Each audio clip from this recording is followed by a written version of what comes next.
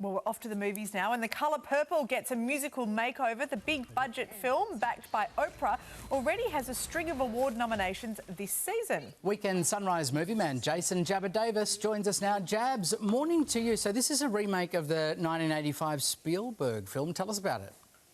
That's right, guys. I wish we were doing something with Shrek so that I could ask you if you knew the Muffin Man. Yeah, The Colour Purple, of course, was huge back in the day, based on the award-winning novel. This is a fresh interpretation based off a smash Broadway production. And for me, this is straight out of Compton, meets The Blues Brothers, meets Hidden Figures, meets The Help. And the director, Blitz Bazawule, told us last week, Apocalypse Now has a huge influence on his stunning musical take on The Colour Purple. It's a tale of two sisters torn from one another and left to face many hardships in life. One sister, Celie, finds support from a sultry singer named Sugar Avery, played by the sensational Taraji P. Henson. I come here.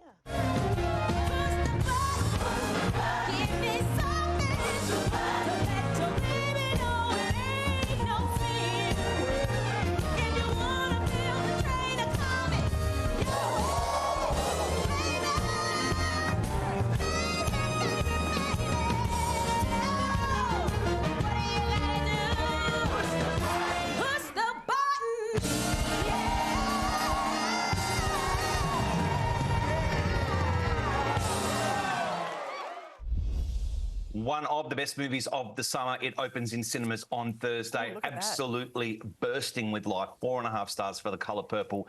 Phenomenal singing, dancing and acting performances. That is a must-see. Have you seen the original? How does it compare? This one has got a lot more life, I guess, because there's so many song and dance numbers in it. It's quite a different beast, different creature. That scene there, they're in a juke joint. They actually drained a swamp, which took 2 months to drain. They built the juke joint and then they refilled the swamp, which took another 2 months. So there's a huge amount of effort that has gone into making this the spectacle that it is. And if you're a fan of the Broadway production, then this is absolutely a must-see. Yeah, just genius. Elite behind-the-scenes fact there, Jabs. I like that. Moving on, Claire Foy joins Paul Mescal and also Andrew Scott. This is in the new romantic fantasy All of Us Strangers. Any good? Look, Mon, it's not as terrifying as Godzilla, but it is a little bit spooky. This is getting a lot of raps. It's nominated for 6 BAFTAs. All of Us Strangers.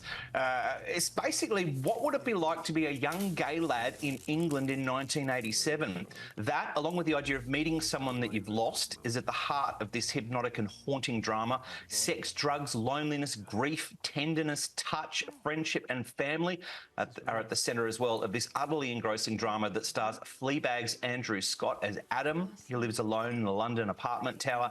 One night meets the only other tenant, Harry, who's played by Paul Mescal from Aftersun and the upcoming Gladiator 2.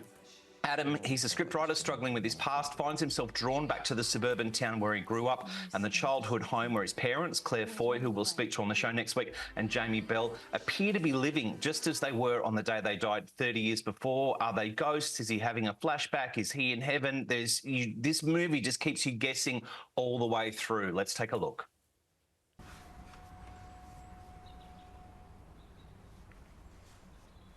You were just a boy.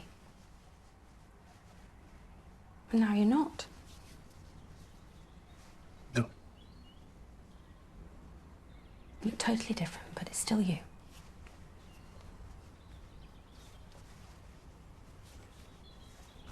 Well, I thought you'd be hairier, like your dad. Okay, sorry. Like a hairy chest myself. Don't we all? This movie is simultaneously so intense and so restrained. It's like a trauma cocktail. 4 stars for All of Us Strangers. Hypnotic and haunting in cinemas now. The 4 performances are sublime. If you dig movies that are pensive, atmospheric, esoteric and haunting, this is for you. Nominated for 6 BAFTAs and smack in the middle of award season with the Oscar noms happening on the 23rd. More award-winning films for you next week.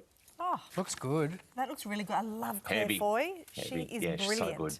All right, Jabs, thank you. Some good choices guys. there.